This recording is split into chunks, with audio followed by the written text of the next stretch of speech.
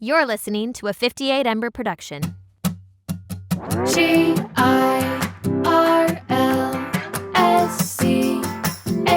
it's Girls Camp.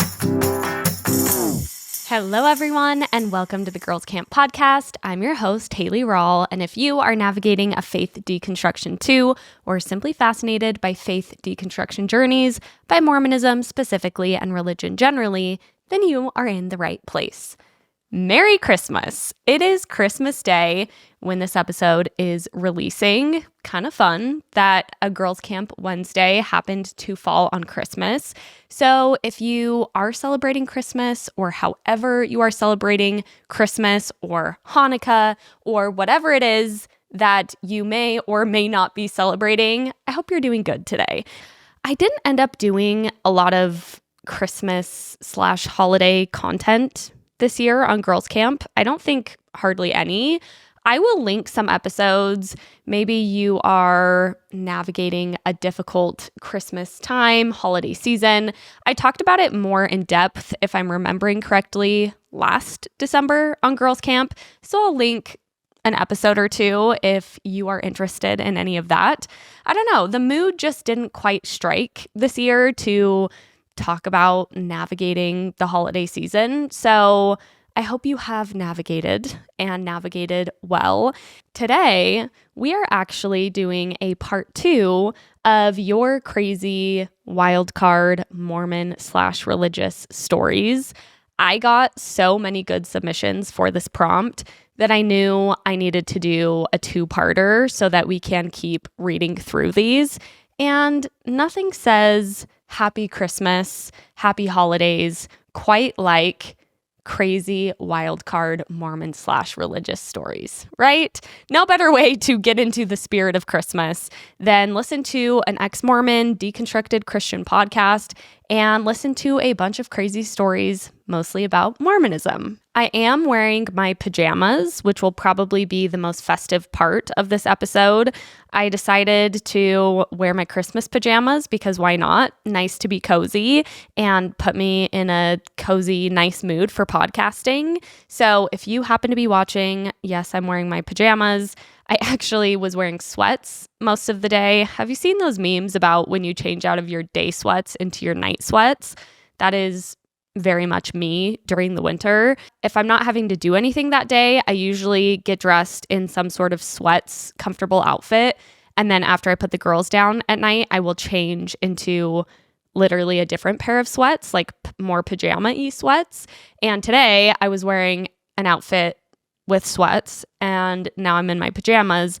And then we're going out to dinner for my father-in-law's birthday. So then I will have to change into an actual outfit for like 2 hours today. But I just don't like dressing for the winter that much. And I know most of the fashion girlies really love winter because there's more options of layering and there's just a lot more you can do fashion-wise, I suppose. For me, I just don't like it because I feel like I'll put on a full outfit that I put thought into, and then I just put one of my 2 coats over top, and so you can't even really see it. And I just am more of a functional dresser in winter. Anyway, I'm really excited for the warm weather, for the weather to warm up already, even though it hasn't even really got that cold yet in Utah, because you know that we are going to have a Ho era revival, a renaissance, if you will, because of the boob job. I'm really excited to be dressing this summer in, again, a Ho era revival. Let's dive into the stories, shall we? Just a little refresher. This was a wildcard prompt. So I said, tell me a story, any crazy story that has to do with anything related to Mormonism or religion. We actually have one fundamental Catholic submission, I believe, that we're reading today. The rest are Mormon related, and they cover the whole spectrum of Mormonism. We've got a lot of different things covered, which should keep you on your toes a little bit. First submission. My junior year of seminary, I was diagnosed with chronic migraines, and my doctor recommended I try caffeine to help me throughout my day. I found that coffee in the mornings helped me the most. My first class of the day was seminary, and my teacher would make me leave my coffee outside the fence line before coming onto the building grounds, and I wasn't allowed to bring it inside. After me trying to bring my coffee to class 3 days in a row, she pulled me into her office and told me, "You have to stop doing these sinful things.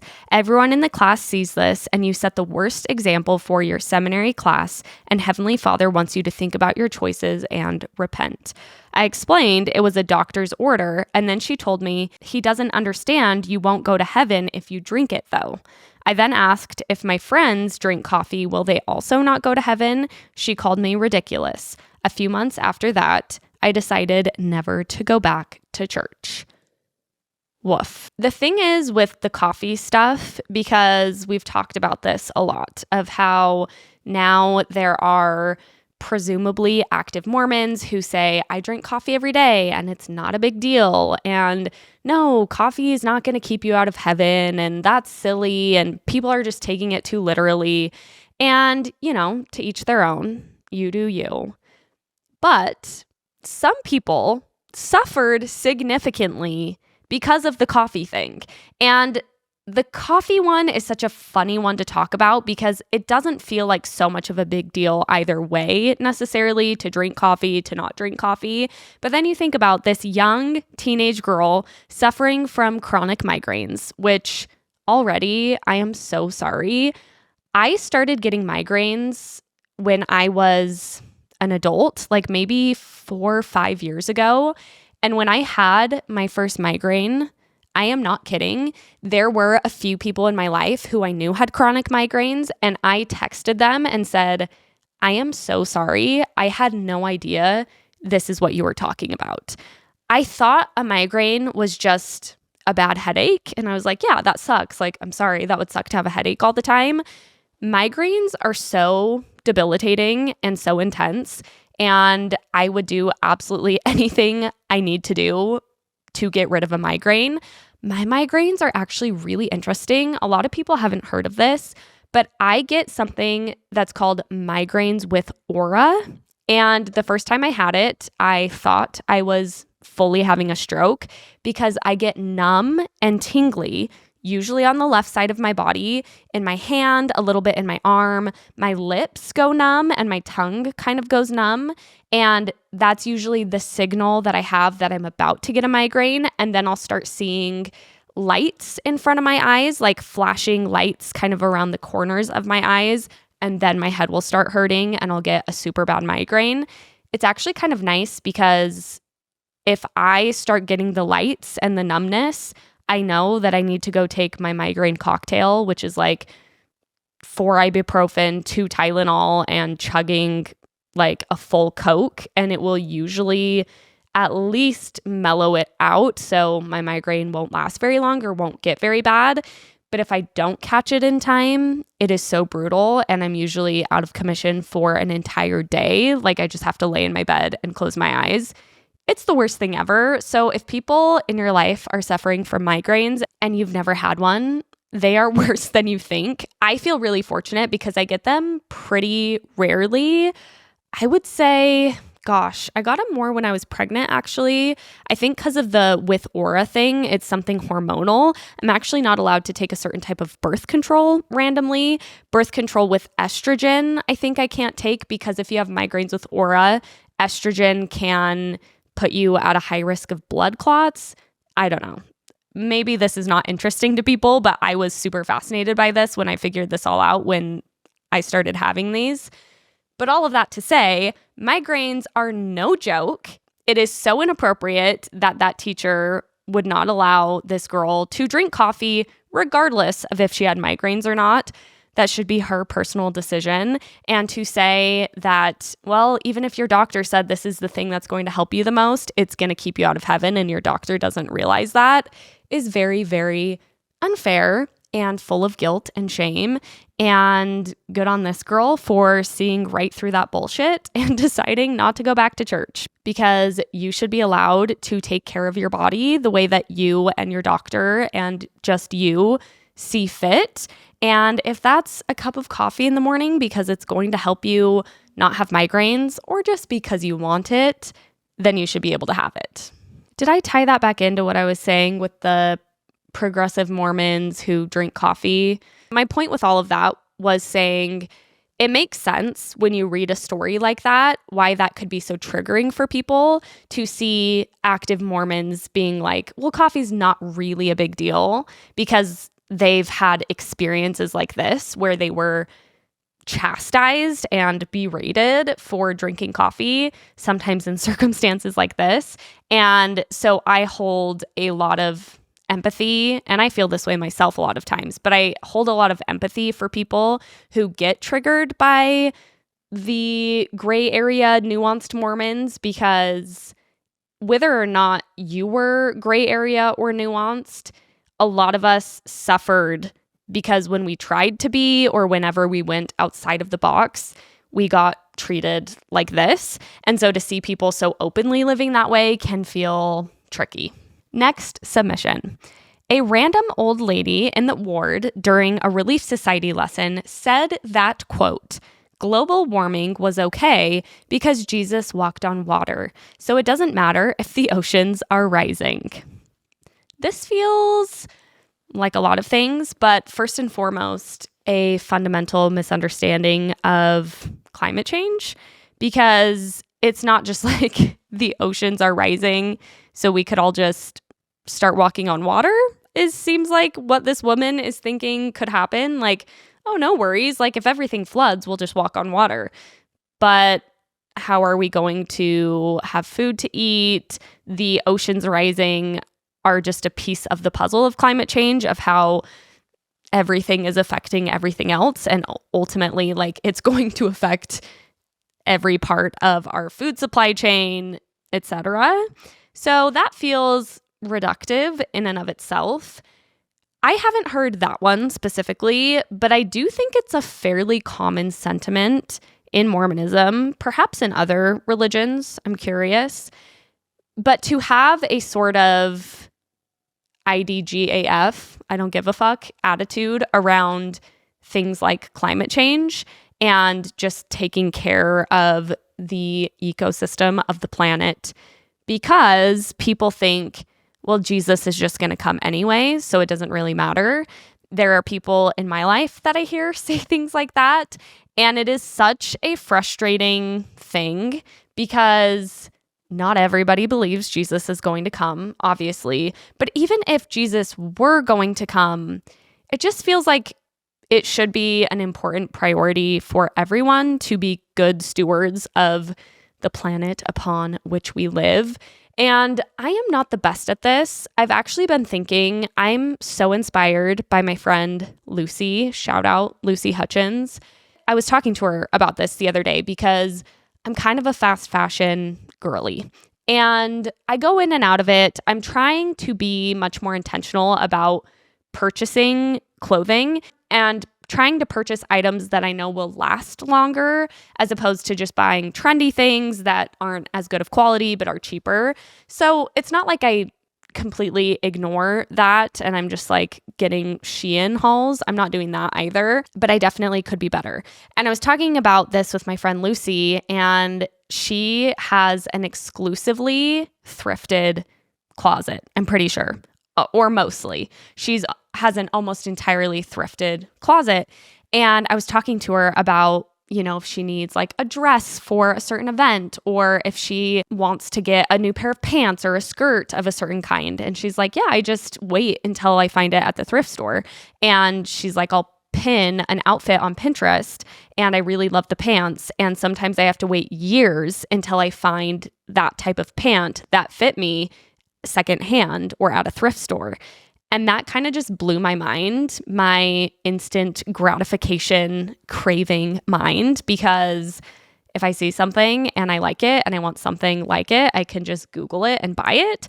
And I was so inspired by that on so many levels because of the delayed gratification, which I think is really healthy, and also because it just feels better. Like just listening to that, and I don't know at what point I'll get to that level, but hearing her explain that, I was thinking, what a beautiful way to live, where you go hunting for this specific item, and then once you find it, it's so special and you want to take good care of it and you're so grateful for it. It just lends a whole new level of attachment or like engagement with your own clothing. And I'm hoping to do better at that. I actually am lightly considering doing a no spend January where I don't buy any clothing or makeup, things like that. Like I'll probably get my swig every day, but just trying not to spend on, I guess I'll have to get a little more specific, but I think you see what I'm saying. Like I'm going to buy groceries and stuff, but not doing extraneous purchases. So I'll let you know if I end up doing that. And that's kind of part of my thinking around reevaluating, like I've kind of hinted at here and there, reconstructing, focusing on what's next after deconstructing. And I think a big part of it for me is just taking better care where I can of the planet. And a way that seems just right in front of me is by being better at not engaging in fast fashion. So I'll let you know. And maybe you want to do it with me. Maybe we can do No Spend January together, because always more fun and helps to have accountability partners. So I'll keep y'all updated. Next submission. When I was in college out of state, this one is so interesting. I've been thinking so much about this one. When I was in college out of state, I got financially cut off from my family and I started to go on dates with men for money. I was attending a small school in Utah and I needed extra cash. I never slept with or had any sort of romantic relationships with these men. I strictly went to dinner or somewhere very public and kept them company for a couple hours. I got a message from someone offering to pay me to have a short breakfast or lunch with him once a week. We set up a date for breakfast one morning.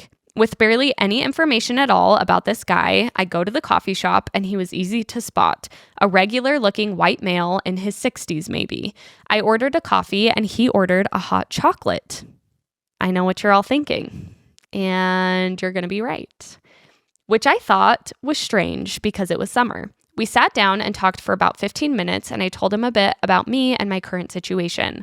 I found out he's married and has 5 children. He told me he's currently financially supporting 2 other girls to get through school, and he explained to me what I need to do to get the money. I would need to show him my grades, which had to all be a C or above. Then he pulled out a Book of Mormon and told me to start reading it that week. Then next week, we would talk about what I learned and how I felt. I agreed to the terms, got my money in cash, and left. We ended up meeting about 4 more times, and I'd play along as if I'd never read the book, which I definitely had since I grew up in a very Mormon family. The last time we met, he told me he had cancer and had to start treatments so we could no longer meet. Looking back on this experience after fully deconstructing Mormonism, it opened up my eyes to how strange this all was. The fact that this guy was happily married and had kids and grandkids who had zero clue what he was doing, and that he probably held a calling in the church and went to the temple regularly.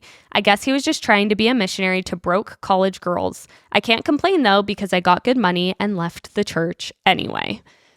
Way to play the system. And yeah, get your money, get your bag, get yourself through school. A Mormon guy, a Mormon man in his 60s, basically being a sugar daddy, but in like a missionary way, like a missionary sugar daddy to college-aged girls, is so interesting and so fascinating. Because obviously he's in some sort of a power dynamic and wants that power dynamic. He wants to be in charge because he's the one giving the money, but only wants to make sure these girls are getting good grades and reading the Book of Mormon. Interesting. I went down a rabbit hole, this was years ago, but about sugar babying, because my friend at the time was telling me that she had encountered this sugar baby on Instagram that talked a lot about what it means to be a sugar baby. And I didn't realize that for a lot of sugar babies, which essentially, hopefully I'm not getting this wrong, but I think that's just when you're in a dynamic where you have a sugar daddy who is paying you. But mostly, I thought it was always sexual. Not mostly, but actually, there is this whole sugar baby world where it's just about keeping men company. So there's nothing sexual involved at all. It's just attending events or going to dinner, and then the sugar daddy will pay the sugar baby to keep them company, essentially. Super interesting, different than what I had thought of that whole world. But I guess we've got at least one Mormon man being a sugar daddy missionary with his hot chocolate at the coffee shop. Next submission. My very Mormon grandpa told me to, quote, get outside and take my drink with me because it was against the word of wisdom. The drink was a Diet Coke. Oh, if my grandpa ever told me to get outside and take my drink with me because I had a Diet Coke in hand, which oftentimes I do, wow, I'm not sure what I would say. My grandpa actually does not drink caffeinated soda still to this day, even though caffeinated soda is now on BYU, the church school's campus. I think it's pretty clear that that's allowed now, but I talk to people all the time who were not allowed to drink caffeinated soda growing up Mormon. I was not allowed to drink caffeinated soda just as a kid because my parents didn't want me drinking caffeine. I can't remember at what age I was allowed to start drinking caffeine, but it definitely wasn't off limits. Like my parents both drank caffeine. It wasn't a big deal. The caffeinated soda thing is really interesting because I think that that was a very interpretable kind of cultural. It was mentioned here and there. Some people took it to heart. A lot of people didn't. And yeah, still to this day, there are Mormons who do not drink caffeinated sodas. And this grandpa seems very, very, very obsessed with keeping the word of wisdom by way of not drinking Diet Coke. I'm pretty sure, if you're listening, the person who wrote this in, I'm pretty sure Uchtdorf, what's his name? Dieter F. Uchtdorf. I'm trying not to call them elder, like the apostles and the prophet. I'm even trying not to call them the apostles and the prophet because they're not like the apostles and the prophet, but the Mormon apostles and the prophet of the Mormon church. I don't know. I'm just feel like I want to shift my language around that and not be like Elder Uchtdorf because I don't view him as an elder of anything. But Dieter F. Uchtdorf, who is one of the main guys in the church, one of the 12 apostles, I believe he was in the first presidency even, so even above the 12 apostles, and he's German, and he's probably the best of that level of leadership by far. Just the way he talks about things. I mean, he's still a Mormon man in high leadership, but better than the rest, at least. Anyway, Dieter F. Uchtdorf gave a talk. I think this was while I was on my mission, so maybe 2015. And he said he made a joke about drinking Diet Coke, I think. I'm pretty sure Dieter F. Uchtdorf said that he drinks Diet Coke. So go tell your grandpa, because would he kick out Dieter F. Uchtdorf if he showed up with a Diet Coke? I also think Mitt Romney was a big part of the cultural wave of changing for Mormons to be able to drink Diet Coke, because I think when Mitt Romney was running for president, who is Mormon, he was photographed or filmed drinking Diet Coke. I don't know. It's a whole thing. But your grandpa sounds very intense, and I think there needs to be a support group for those who deal with Mormon grandparents specifically. Remember last week's episode about the Mormon grandma throwing a Book of Mormon at her grandson for having a beard? Yeah, we need a support group. Next submission. I'm 32 weeks pregnant with our first baby girl. There have been a few minor complications, but overall baby is doing great. We've left the church and deconstructed Christianity, and none of our family knows, but they are definitely sensing that things are off. A few weeks ago, my cousin said she had to tell me what happened at Sunday school. My uncle, who is also her uncle, started his Sunday school lesson with, I know a young couple that are having a baby. They aren't doing what they're supposed to. They aren't attending the temple or wearing their garments or praying anymore. They don't attend church or follow any of our standards. I came to find out that their baby is failing to thrive. How would their situation be different if they were doing everything they were supposed to? When she told me this, I was absolutely dumbfounded.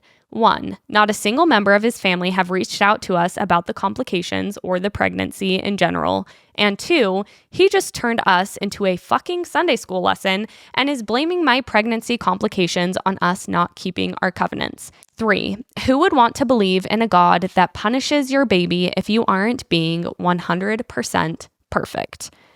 This is so icky. I would be outraged. I am outraged.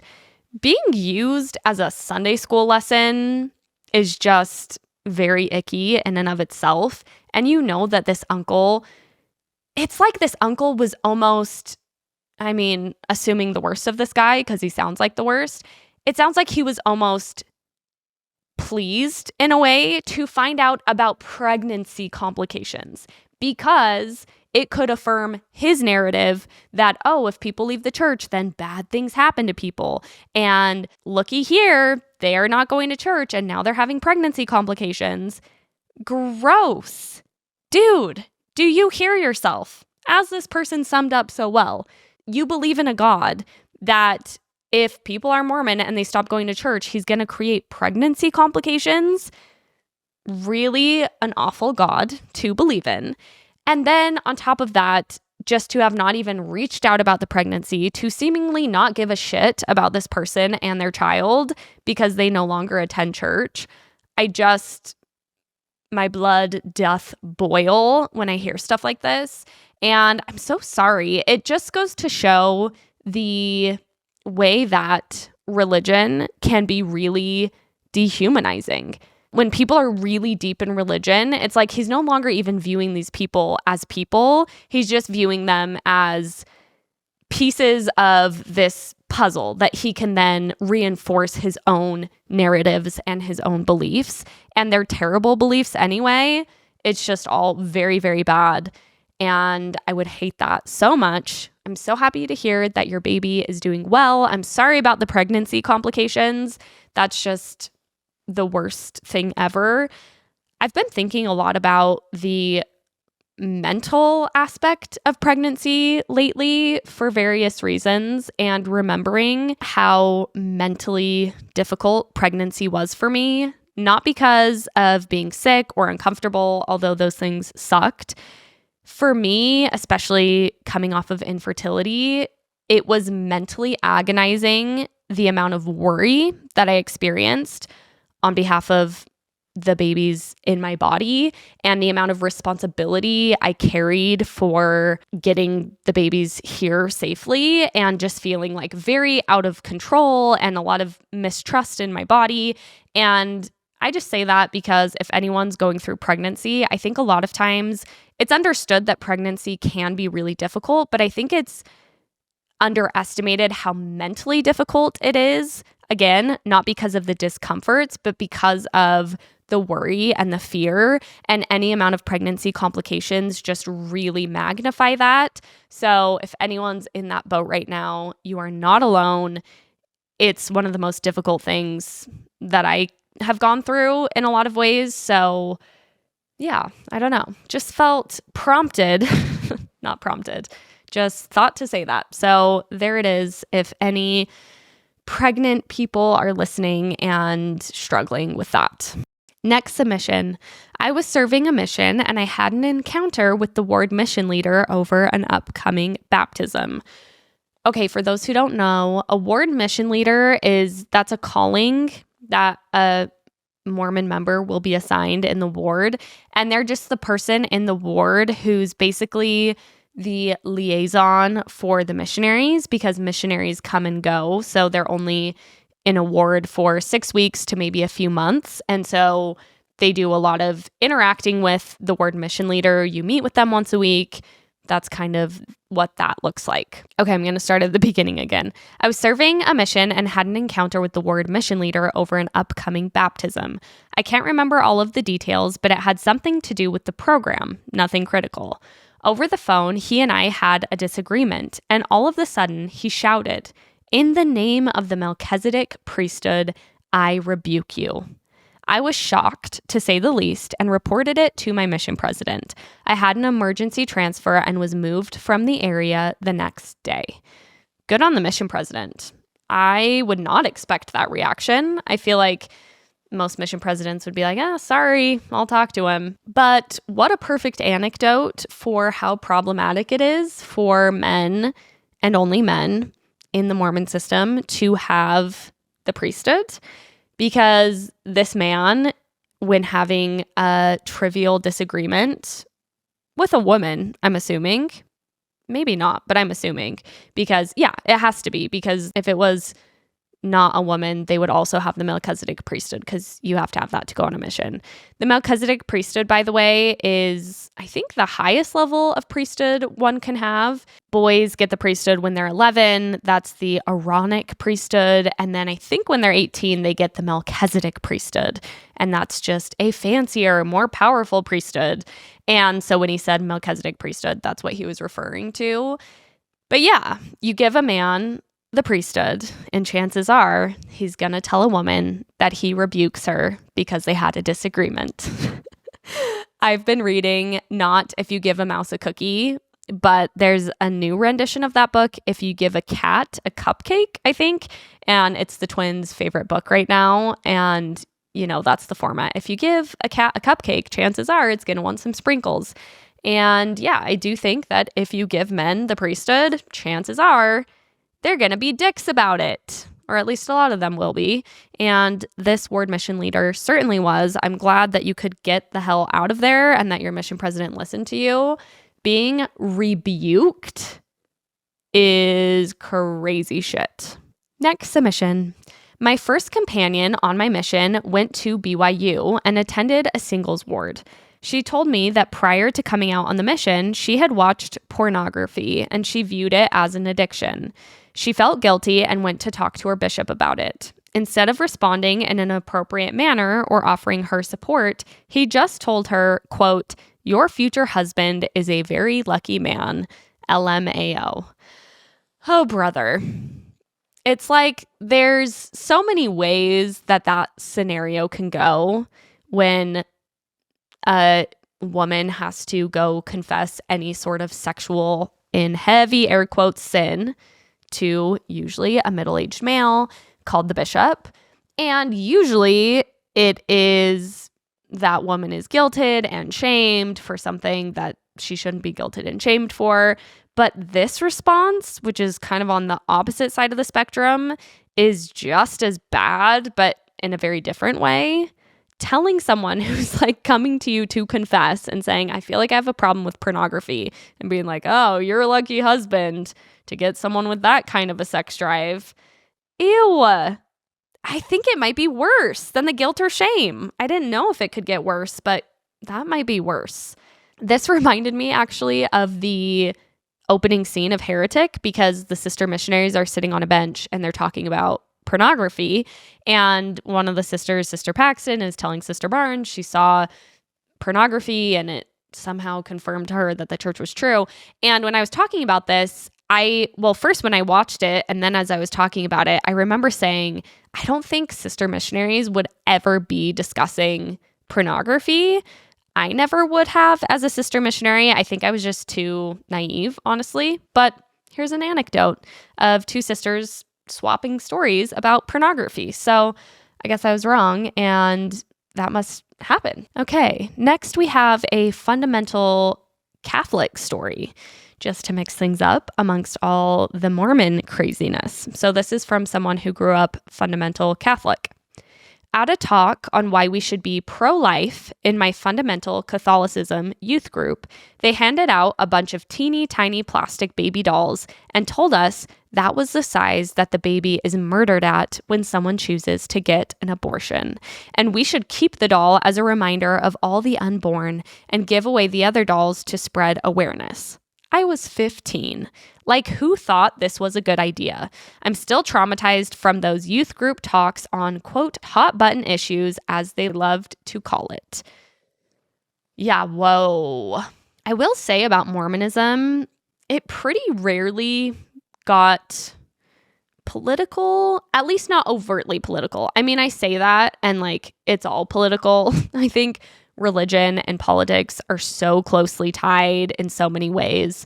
And when was I talking about this? Oh, I was talking about this over the election because I don't think I ever talked about this on the podcast, but I had posted that I voted for Kamala Harris, which seemed obvious to me. I don't know. I guess some people were surprised by that.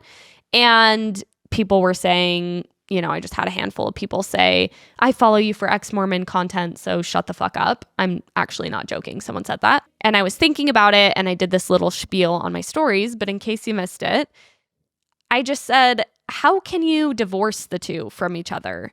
It's about ideals and morals and values. And certainly I'm not saying that anyone who deconstructs Mormonism should vote a certain way, but I am saying that at least for me, as I deconstructed a lot of my religious ideologies, so too did I deconstruct a lot of my political ideologies. And I think that makes a lot of sense. And I also think it would be very hypocritical of me, who talks about the system and institution of the Mormon church and of churches generally and the harm that they can cause, to also not discuss politics. And honestly, I wish I were braver in that arena than I am. And it's something that I think about a lot because I talk about religion, but politics scares me way more, because I think more so because I feel like there's such a high standard of knowledge, like a burden of proof almost, in order to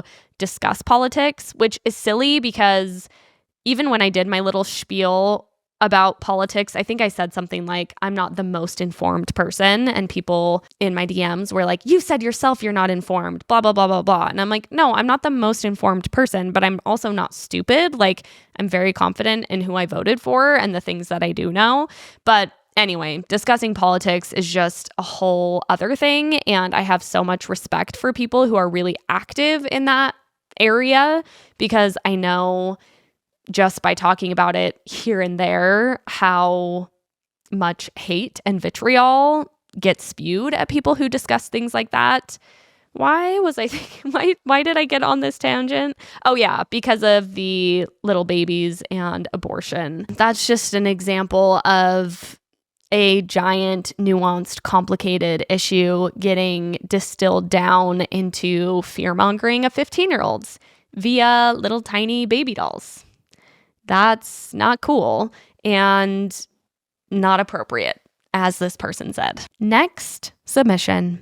My first year at girls' camp, they took us to a, quote, life of Christ experience, in which we were told to close our eyes the entire time. We then proceeded to experience Christ's death in 4D. Various leaders walked around and placed a crown of thorns on our head, asked us to put out our hands, and then gently poked our hands with nails, while an audio of Jesus crying and getting nailed to the cross played in the background. Melty face. I'll say so. Needless to say, I cried from trauma, not the spirit. That is so traumatic. I have memories as a kid of watching The Passion of the Christ, I think it was called. It was like a 30-minute video of Jesus getting crucified. And I would run behind my couch and like hide behind my couch when Jesus was getting nailed to the cross, because that's so gory and scary for a child. And also, I, as well as my sisters, because I've talked about this with them, thought that we would have to be crucified, because I was told so much as a kid growing up Mormon, you will get resurrected because Jesus was resurrected. You'll get resurrected too. And I thought resurrection encapsulated all of it, including the torture and the crucifixion. So I fully thought as a kid that I was going to have to get crucified and then I would get resurrected. And then I was watching it on the screen. Like, okay, so I'm going to get nailed to a cross. Scary. When you take the religion out of it and just think about teaching kids and showing kids like a man getting nailed to a cross with a crown of thorn on his head, it rings a little differently. And I would have not liked the, quote, life of Christ experience. Experiencing Christ's death in 4D. I just thought of another hypocrisy around all of this, which is I was taught growing up that Mormons didn't wear crosses, like cross necklaces. We didn't have any cross paraphernalia around the home because we didn't want to focus on the crucifixion. We wanted to focus on the resurrection. And that made us more Mormon to think about the resurrection, not just focus on the crucifixion. But yet, here we are doing like a role play of the crucifixion. Rosie Card, actually, shout out Rosie. She did a set of stories recently, like a few days ago, about how Mormons don't talk about Mary, mother of Jesus, at all, and why that might be. And I remember being taught that we didn't talk about Mary the way that Catholics do because we don't worship Mary. And Catholics worship Mary, and that's really bad because we should only worship Jesus.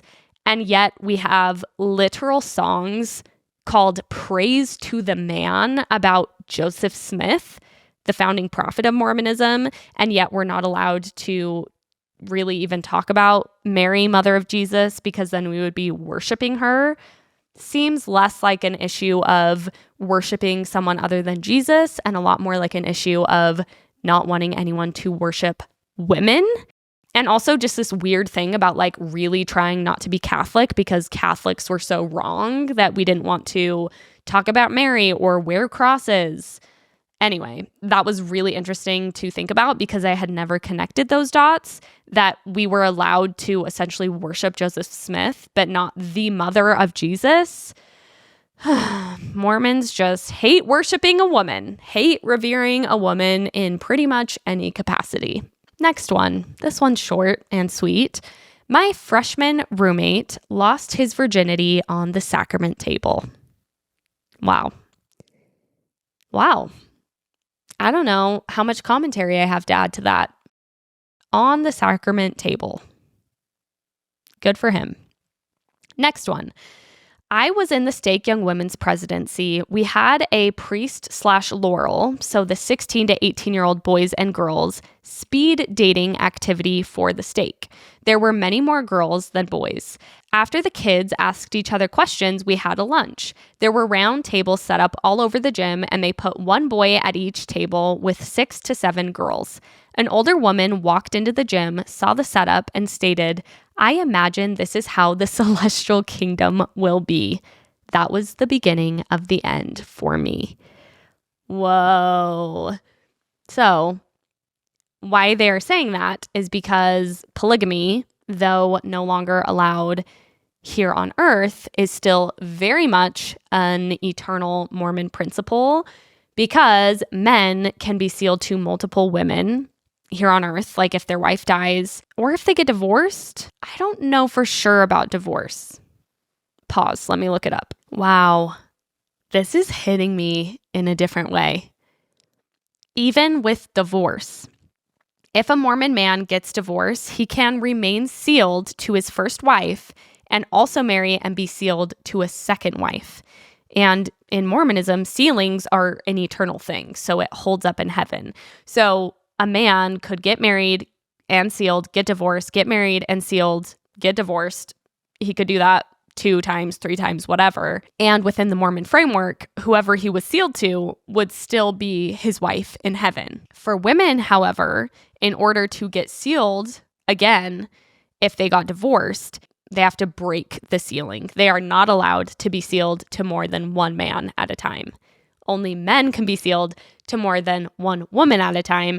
And I remember growing up, I don't know if it was, I'm trying to think when this really crystallized for me, but I remember like kind of knowing that polygamy was a thing in heaven, that like it might be the case that in heaven there would be sister wives with my husband. So that's like a thing in Mormonism. And I don't know if this woman who walked in the room and saw this setup was like joking or just like, wow, this is what the celestial kingdom will be like. But damn, she was right. Next submission. I went on trek when I was 12, a few months before my family left the church. My older brother was in my trek family. That just means on trek you're put into families, usually not with your own family members, usually just with other members of the group, the ward or the stake that you're going with. Anyway, that's what they mean by trek family. One night, after we had walked all day and the adults had gone to bed, some of the older teenagers were snorting the Gatorade powder that each truck family got in their cart, their hand cart.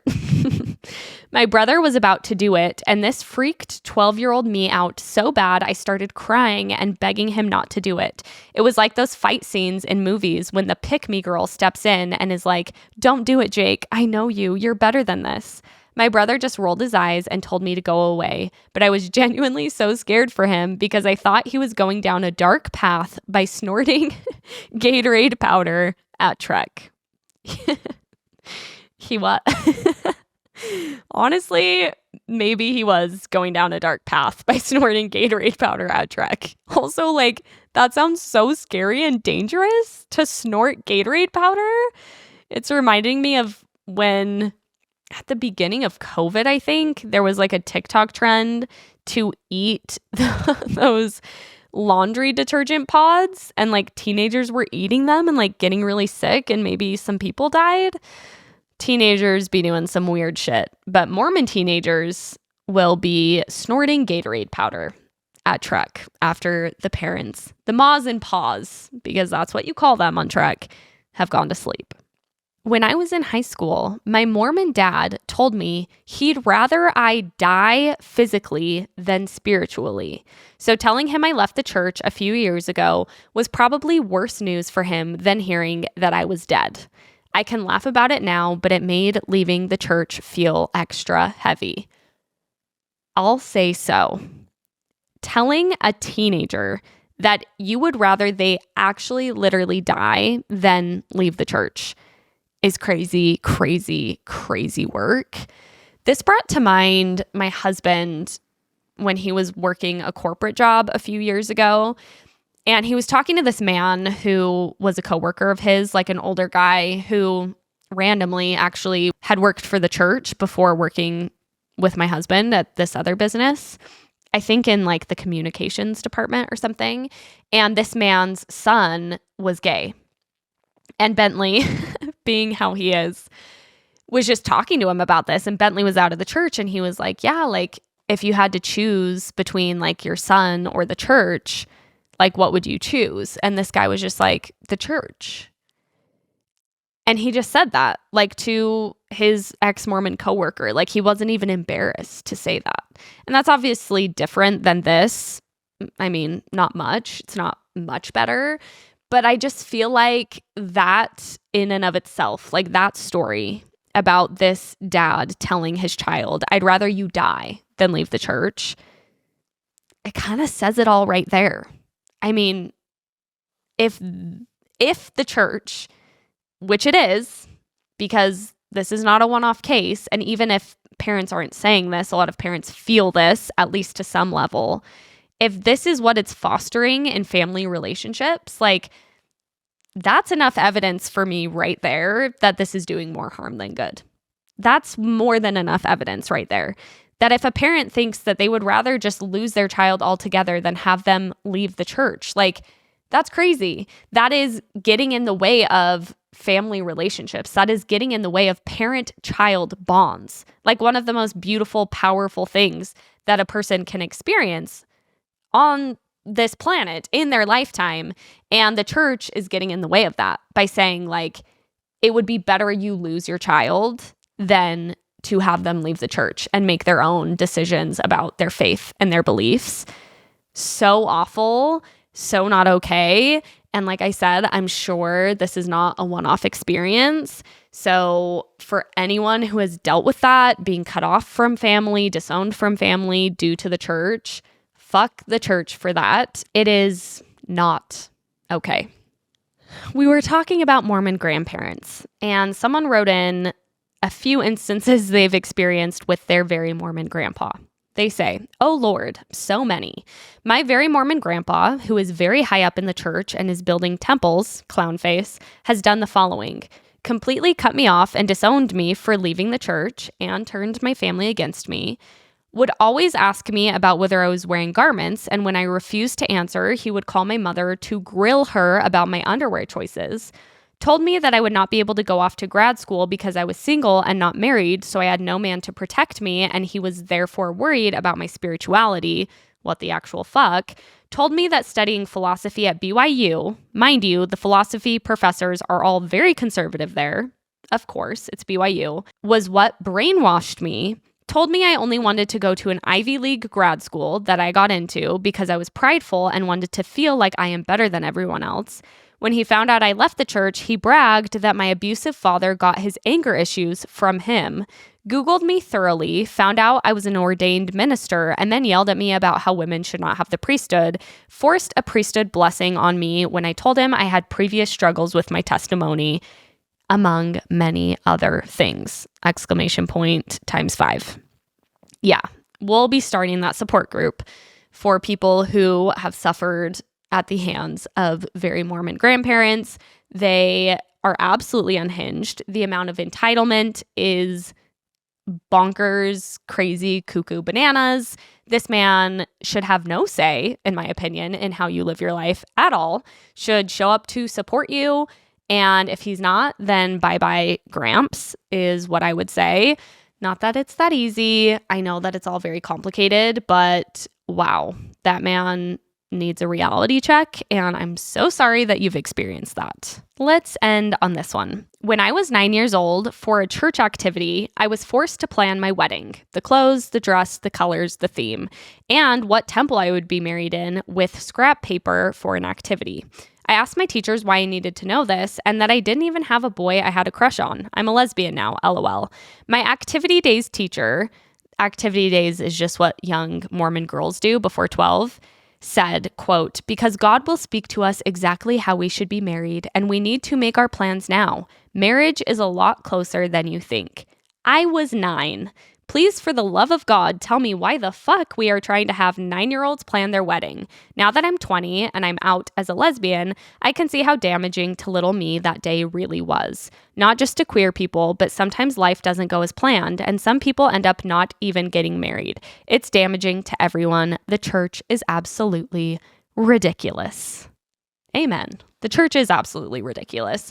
And that is absolutely ridiculous to have a 9-year-old planning their wedding. The dress, the theme, the colors, the specific temple, as if you can even know where you're going to live when you're 9 years old at the time you're going to get married. The grooming for marriage has been top of mind for me because my friend Ashley Buckner has been posting a lot about this. She's the therapist that I've had on the podcast. And just how inappropriate it is to groom young girls for marriage, and realizing all of the ways that I experienced that and how just groomed I was to get married and get married quickly. For me, oddly, I kind of resisted a lot of that until I got on my mission. And when I was out on my mission, something kind of switched for me. And I was just like, I want to get married immediately. And I went home and got married immediately. But it just is also so diminishing to the existence of a girl and a woman to put so much of their life within this box of marriage. It's like, this is the most important thing you'll do. This is everything. And as this person said, maybe you're queer, or maybe you just don't want to get married, or maybe you can't get married even if you want to get married. And I've been realizing lately too how codependent I am, not in large part, but I think there's at least some of it that can be attributed to how much I've been conditioned to view myself as not a whole person. And like, I can't be a whole person unless I'm considering myself within the context of a marriage, if that makes sense. And it's because I never got treated as a whole person. I always got treated as a girl who would ultimately be married to a man. And so now that I am married to a man, it feels like I'm still trying to form a whole identity around myself because I never got encouraged to do that. And it can be difficult once you are married to do that, especially when you're married. I mean, even with Bentley, like, so much of our early marriage was just me in a support role to his career and his dreams. And it's not because he forced me into doing that. It's just because that's what I was prepared to do. Like, that's what I thought you did. I thought you married a man and you just like took care of the man and fostered his career.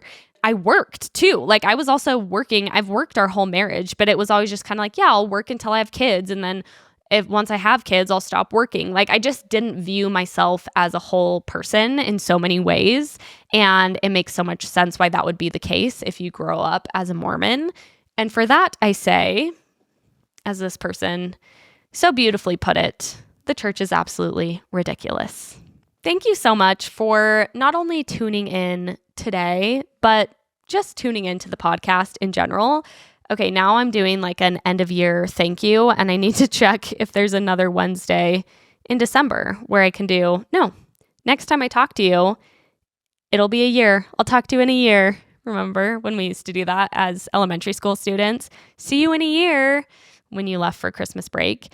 But next time I talk to you will be New Year's Day. So this is the end of the year. And I'm thinking of doing a kind of like recap of 2024 episode where I talk about my favorite things I read in 2024, my favorite movies, my favorite music from the year. So anyway, we'll see if that ends up happening. But I just want to say truly, sincerely, from the very bottom of my heart, thanks for being here. Thanks for listening to Girls Camp. Thanks for supporting me. It is not lost on me what a dream this is. Like, I love doing this so much, and I'm just so grateful that people listen. And I love getting to talk to you when I'm out and about, running into people and talking and hearing your stories over DMs or emails. Like, it just fills me up in a way that I didn't know I would ever have again, if I'm being totally honest. And I'm serious about that. So I'm really grateful. Thanks so much for being here.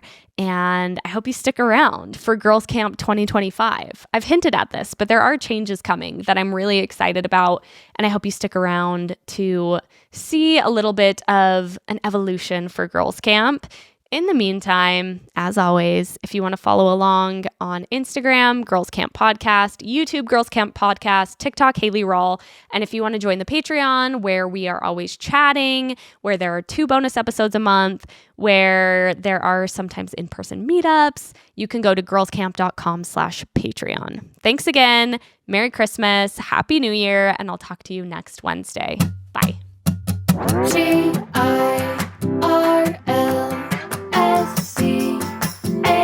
It's Girls Camp. This has been a 58 Ember production. For more shows, please visit the 58 Ember channel, 58ember.com, or find us at 58 Ember Media on socials.